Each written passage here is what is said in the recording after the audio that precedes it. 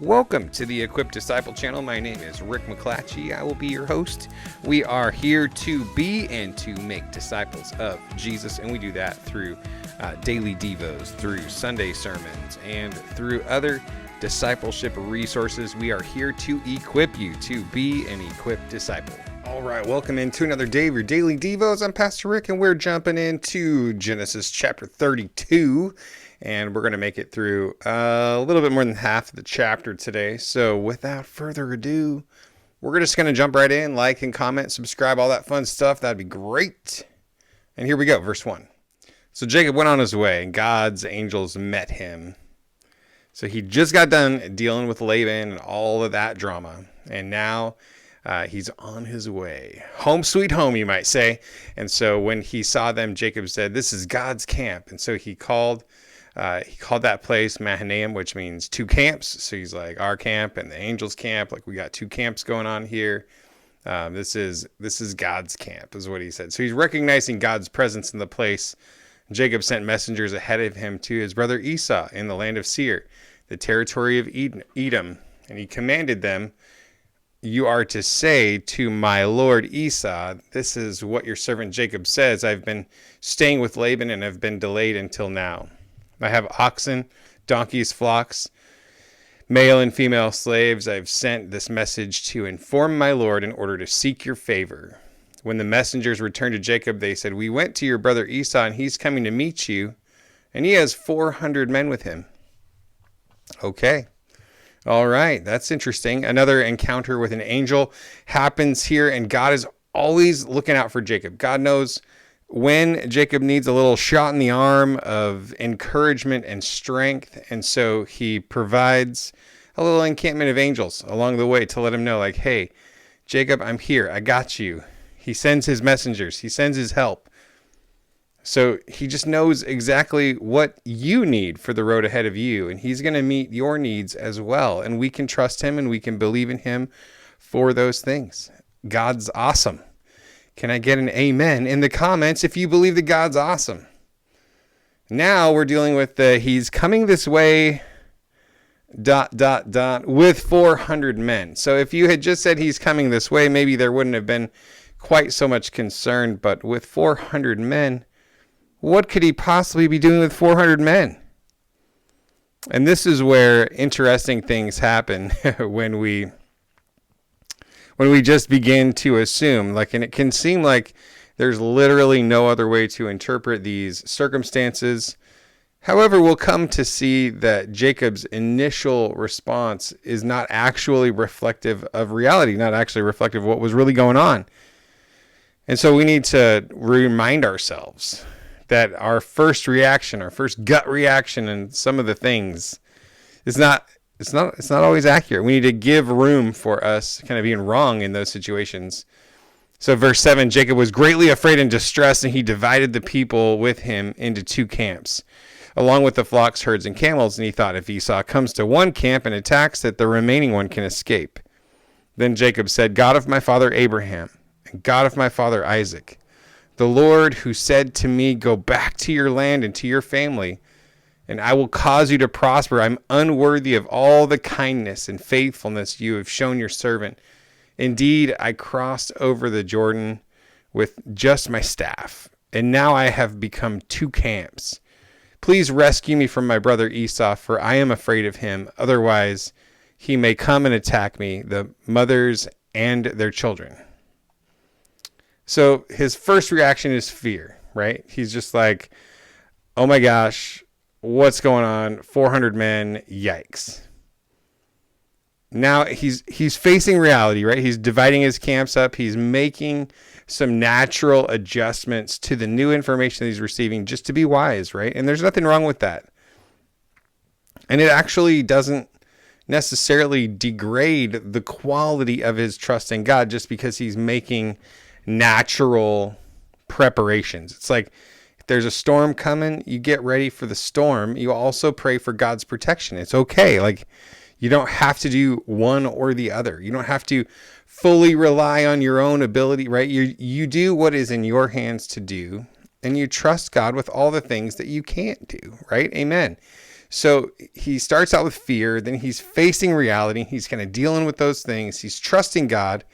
And oh, the beautiful mess, right, of the balancing act between those two. And just recognizing that it is a balancing act. It is this hodgepodgey mixture of the two things. And then the next thing that I wanted to point out is just his humility. So he starts out with humility, right? He says, God of my father Abraham, God of my father Isaac, the Lord who said to me. And then so he's like establishing who he's talking to very clearly, probably more for himself than for anybody else. And he says, I am unworthy of all of the kindness and faithfulness you have shown your servant. Indeed, I crossed over the Jordan with my staff. Like I just had this stick in my hand, and now I've got 2 full camps of people.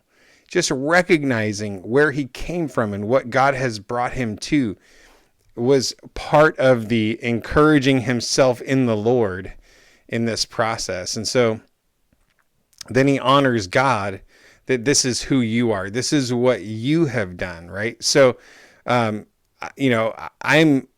unworthy of all that you have done for me, all of your kindness and your faithfulness, pointing out these things about him. And also, again, just that introductory God of my father, Abraham, and God of my father, Isaac, who said to me, right? So now he turns, as my last point there, is promise focus. You told me to come this way.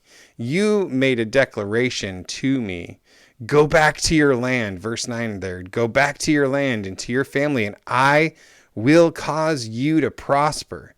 And this is a really powerful recipe for us to deal with significant challenges that come our way. 1 is to take a posture of humility.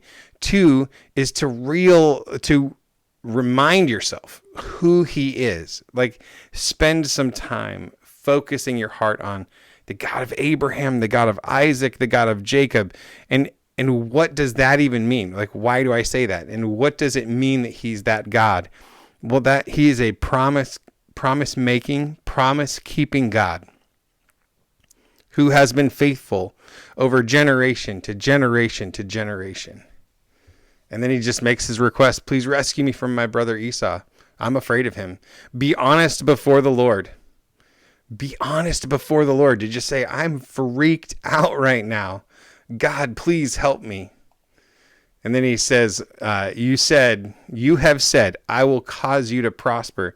I will make your offspring like the sand of the sea, too numerous to be counted. He spent the night there and took part of what he had brought with him as a gift for his brother Esau. 200 female goats, 20 male goats, 200 ewes, 20 rams, 30 milk camels and their young, 40 cows, 10 bulls, 20 female donkeys, and 10 male donkeys. He entrusted them to his slaves as separate herds and said to them, go ahead of me, leave some distance between the herds. And he told the first one, when my brother Esau meets you and asks you, who do you belong to, and where are you going, and whose animals are these ahead of you? Then tell them they belong to your servant Jacob. They are a gift sent to my lord Esau. And look, he is behind us.